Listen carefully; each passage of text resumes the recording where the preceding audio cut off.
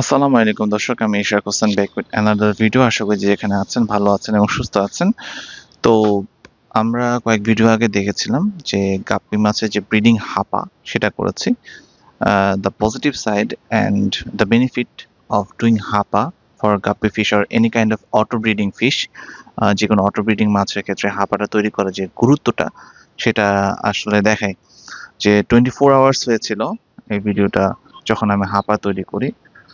তার রেজাল্ট দেখেন যে অলরেডি আমার রেড ড্রাগন এবং রেড টেল প্লাটিনাম ডাম্বুয়ের বেবি দিয়ে দিচ্ছে, এবং সেগুলোর কালেকশন গুলো দেখায় এবং কিভাবে আসলে কোন দিক দিয়ে বের হয়ে কোথায় তারা অবস্থান করছে এবং বড় মাছগুলো কোথায় আছে সেগুলো দেখায়। তাহলে এই হাঁপার যে গুরুত্বটা সেটা বুঝতে পারবেন। বেসিক্যালি আমি এই কন্টেনার গুলো খুব পছন্দ করি এইখানে মাছ কালেকশনে, এবং এই নেট গুলো গাপ্পি বেটা মাছ ধরার জন্য খুবই খুবই প্রেফারেবল। তো আমি এখন প্রায় কালেক্ট করছি। এত ছোট যে দেখানোটা মনে হয় খুবই কঠিন হয়ে যাচ্ছে। দেখেন, এই দেখেন, দেখতে পেয়েছেন? এই যে প্রায় এভাবে কালেক্ট করে করে সকালবেলা উঠে আগে দেখতে হবে যে এটা কালেকশনের বিষয়টা। কারণ দেখেন, অ্যাডাল্ট গুলো উপরে আছে, প্রায়গুলো কিন্তু নিচে ঠিকই ঘুরে বেড়াচ্ছে। এই দিক দিয়ে সব বের হয়েছে, এবং যেহেতু এদিকে ফাঁকা স্পেস, সেহেতু ওরা আর ওই নেটের মধ্যে কিন্তু যাওয়ার খুব একটা ইচ্ছা পোষণ করে না। যার ফলে কি হয় যে ওরা এইদিকে থাকে আর অ্যাডাল্ট গুলো ওইদিকে থাকে। দেখ, আমি অলরেডি 2টা রেড ড্রাগনের ফ্রাই কালেক্ট করেছি, এবং এভাবে কালেকশন কমপ্লিট করে আপনাদেরকে আমি দেখাবো কতগুলো কালেক্ট করেছি। সো ভিউয়ার্স, এখানে দেখেন যে আমি কিছু বাচ্চা কালেক্ট করছি রেড ড্রাগন গাপ্পির, 6-7টার মতো। আরো আছে, প্রচন্ড পানি ঠান্ডা, এর জন্য কালেক্ট করতে ডিফিকাল্ট হচ্ছে। তো এইটা ঠিক সোজাসুজি বরাবর যে ট্যাঙ্কটা, সেটাতেই আমি রাখবো। সানলাইট আছে, সো এটা একটু কালারেশনটা ফ্যাক্টরের জন্য আসলে রাখা। এরপরে কালেক্ট করবো রেড টেল প্লাটিনাম ডাম্বুইয়ার। তো যেটা বিষয় যে এই ব্রিডিং হাঁপাটা প্রথমে দেখিয়েছিলাম যে মুভ করাটা যায়, মাছ একটা লেয়ারে থাকবে অ্যাডাল্ট, আর বাচ্চাগুলো আরেকটা লেয়ারে থাকবে, এবং এদিকটা তারা স্পেস যথেষ্ট পাবে, বিধায় তারা ওই দিকে যাওয়ার যে কোনো ইন্টারেস্ট সেটা পাবে না। আর যেহেতু ওরা উপরে থাকতেছে, সো দুইটার সাথে কনফ্লিক্টও হবে না। তবে এইখানে বড় করা খুব একটা নেসেসারি না, কারণ বাই চান্স গেলে সেটা আপনার খেয়ে ফেলতে পারে, সেজন্য দরকার নেই। সো ভিউয়ার্স, এইটা হলো বেনিফিট যে আপনি ব্রিডিং হাপা বা ব্রিডিং বক্স করলে সুবিধা।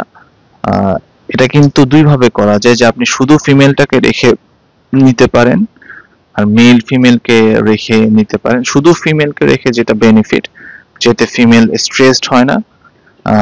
কারণ বাচ্চা দেওয়ার পর ফিমেলটাকে, ওই ইন্ডিভিজুয়াল ফিমেলটাকে আলাদাভাবে রেস্টিং এর ব্যবস্থা হয়। আর মেল ফিমেল একসাথে থাকলে যে এটা অবস্থা যে মেল ফিমেল বাচ্চা দেওয়ার পরও দেখা যাচ্ছে ওই মেলটা ওই ফিমেলকে চেস করবে, ফিমেলটা স্ট্রেসড হয়। কিন্তু যখন আপনি কমার্শিয়ালি করবেন, তখন আপনি একটা একটা করে ফিমেলকে আসলে কিভাবে কয়টা রাখবেন? যখন আপনার ধরেন যে এক একটা ট্যাঙ্কে অনেক, আপনি 10 জাতের গাপ্পি নিয়ে 20 জাতের গাপ্পি নিয়ে কাজ করছেন, এক একটা 10 পেয়ার 15 পেয়ার করে ব্রুট, তার মানে চিন্তা করতে পারতেছেন কতগুলো মাছ, 250-300 মাছ, প্রত্যেকটার জন্য আলাদা আলাদা আলাদা আলাদা করে ইন্ডিভিজুয়াল ব্রিডিং বক্স করে তৈরি করাটা এবং ছাড়াটা আসলে অনেক সময় সাপেক্ষ। যখন কমার্শিয়াল চিন্তা করা হয়, মানে অনেক এইগুলো বিষয়গুলো অনেক কমপ্লিকেটেড হয়ে যায়। সো যেটা করা হয়েছে এইটা প্রতিরোধ করার জন্য। তো কমার্শিয়াল যখন চিন্তা করবেন, সেক্ষেত্রে এইটা সলিউশনটা কি? এটা সলিউশনটা আপনাকে দেখায় যে আমি 1:1 রেশিওতে আমার পেয়ার গুলোকে ছেড়েছি। এতে অনেকে গাপ্পি ব্রিডাররা বলতে পারেন যে ভাই 1:1 এ মেল এর কোয়ালিটিটা কম আসতে পারে, এরকম অনেক মিথ আছে। এটা শুধু যে 1:1 রেশিও 1:2 রেশিও এটার উপর ডিপেন্ড করে তা না। আপনার টেক কেয়ার, ব্রুডের কোয়ালিটি এবং টেম্পারেচার অনেক কিছুর উপর ফ্যাক্ট করে। শুধু যে ব্রুডের রেশিও তা কিন্তু না। তো যেটা বিষয় যে আমি 1:1 রেশিওতে থাকাতে আমার পর্যাপ্ত ফিমেল আছে মেল গুলোকে কাউন্টার করা। যে একটা ফিমেল যদি, সব ফিমেল তার একদিনে বেবি দিবে না, সো যে ফিমেলটা বেবি দিচ্ছে সে একটু কর্নারে থাকলেও অন্য ফিমেল গুলো আছে যেগুলো মেল গুলো তাদেরকে তাড়া করতেছে বা এটা এতে দেখা যাচ্ছে সে 2-3 দিন একটু রেস্ট পেলেও অনেকটা রিকভারি পেয়ে যায়। এটা একটা বেনিফিট আছে 1:1 করে রাখলে। আর এখানে যদি 1:2 দিয়ে রাখেন, দ্যাট মিনস একটা মেল এগেন্স 2টা ফিমেল, তাহলে বেনিফিটটা আরেকটু বেটার। কিন্তু 1:2 তে থাকলে এটা দেখা যাচ্ছে ফিমেল একটু বেশি হওয়ার সম্ভাবনা থাকে। So 1:1 is better. আর মেল বেশি চাইলে সেখানে 1:2 হয়, কিন্তু এটা আবারও বলছি সে শুধু এই রেশিওর উপর ডিপেন্ড করছে তা না, এটা আপনার টেম্পারেচারের উপর ডিপেন্ড করছে, কি খাওয়াচ্ছেন সেটার উপর ডিপেন্ড করছে, শুধু একটা ফ্যাক্টরের উপরে এটা ডিপেন্ড করতেছে না।